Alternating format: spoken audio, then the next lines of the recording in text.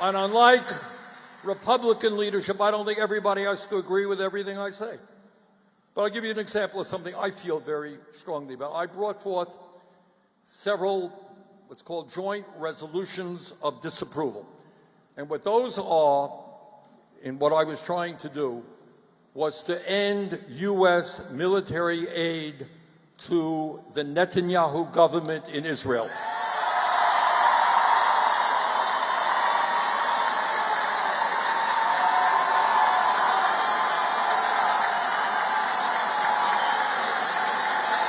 And the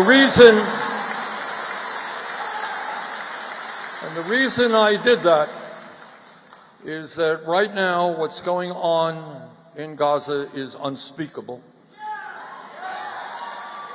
And children are starving, people are being shot in cold blood. But my point is, on that resolution calling for a cessation of military aid to Netanyahu's government, I got 15 votes, 15. Now, why did I get 15 votes? Do you think it's because other Democrats and Republicans are not concerned and not understanding of what's going on there? They do. They are afraid of super PACs like AIPAC and other PACs, and understand that if they stand up, they're going to get prime ratings. I'll give you another example. And again, I don't know how people in this room feel.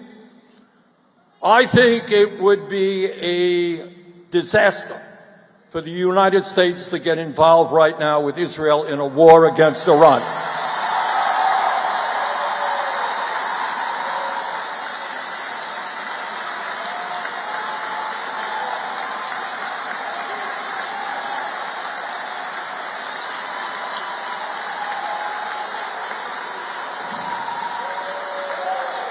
And I remember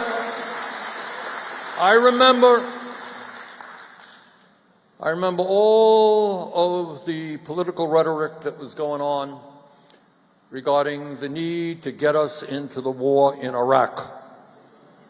Oh, that Saddam Hussein had weapons of mass destruction, terrible, terrible.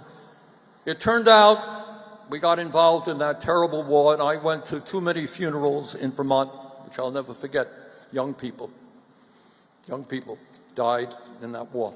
All over the country, we lost approximately 4,500 young men, women, 32,000 were wounded. Now, it seems to me that God only knows that we have enough problems right here in the United States to address. We don't need to spend billions more getting involved in a war in Iran.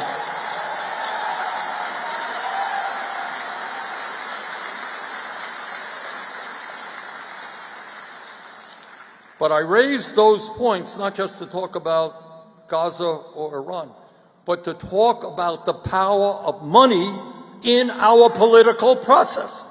And that is why the most important political issue that we must deal with as a nation is getting rid of the Citizens United Supreme Court decision.